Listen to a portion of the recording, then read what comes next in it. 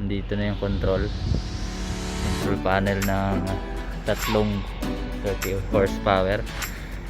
Binalik pala natin to kasi dati gumagalaw to, pati ito hindi nilagyan ng tornilyo, naka glue. Lupit nga nung gumawa. Tapos nagpadagdag tayo ng phase relay saka time delay para sa compressor. Yun, hindi kasi nila nilagyan.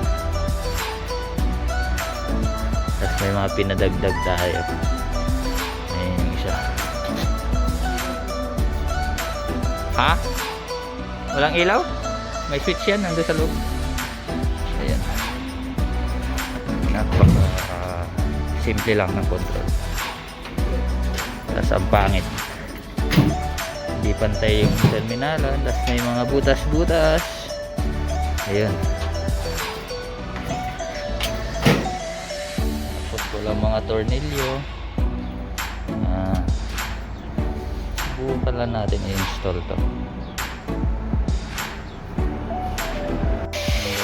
Galing ng control.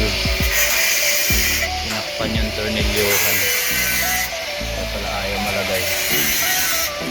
Hindi ko nagputol ng ano. Galing! Yan, grinderin mo to, Fran. Tayot pa daw gagawa niya. Gaya ng tornilyo. Napakagaling ng gumawa niya, no? Pati tornilyohan, kaya pala walang hindi na nakabit sa tornilyohan o tinakpan ng cable tray dito. Tanggalin mo talaga yan, Fran, kasi pag naglagay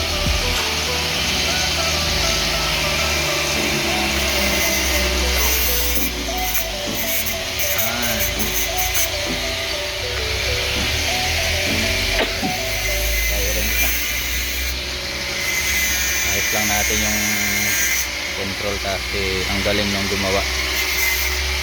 Kasi ba naman tornilyohan tinakpan. Ayan, ayusin na lang natin.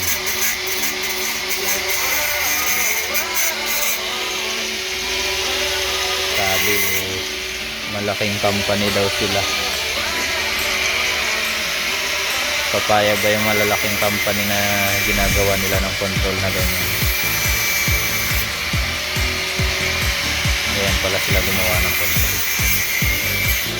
So dalawang beses pala natin binalik yan kasi wala silang nilagay na mga safety para sa compressor.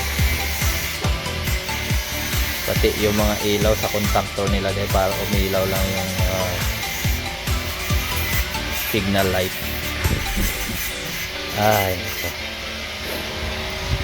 Ayan, kitang kita yan yung wire contactor nilagay. So hindi nila ginamit yung N. Ayun, tinanggal na yung N, yung NC dito or natanggal, hindi natin alam.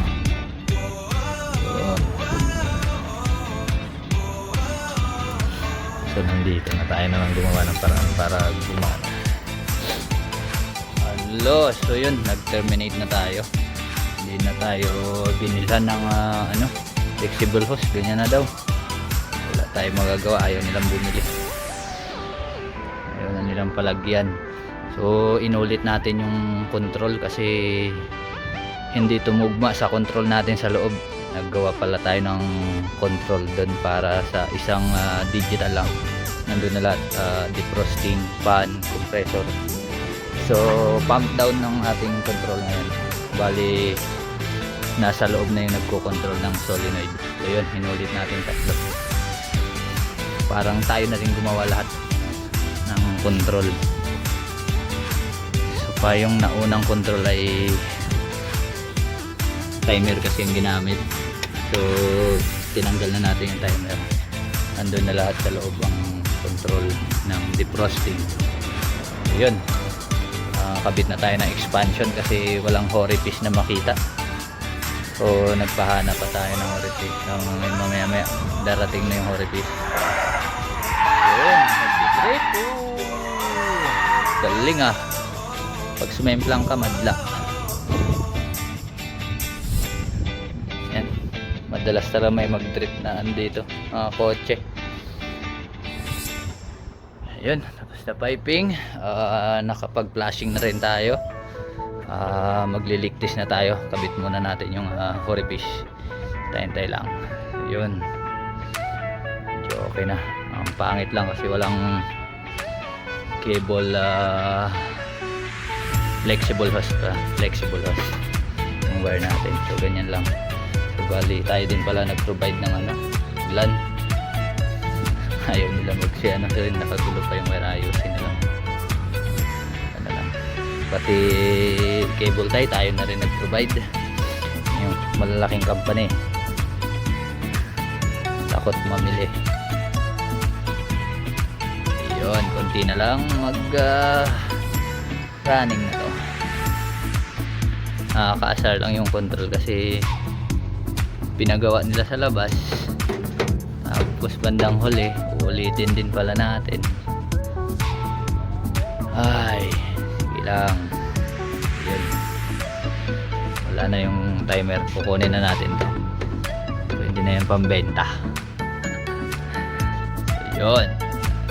Yun yung control natin dito sa loob. So may tatlong relay tayo para sa compressor, fan, saka sa heater. So may breaker, tapos ito yung digital Pigo. Yun. Tapos may tatlong switch. Yun. Para sa tatlong compressor. Yan. Susubukan natin, baka bukas na. Yun. Kakabit tayo ng expansion. Dito na yung orifice na inihintay. Yan. Kabit natin ang expansion.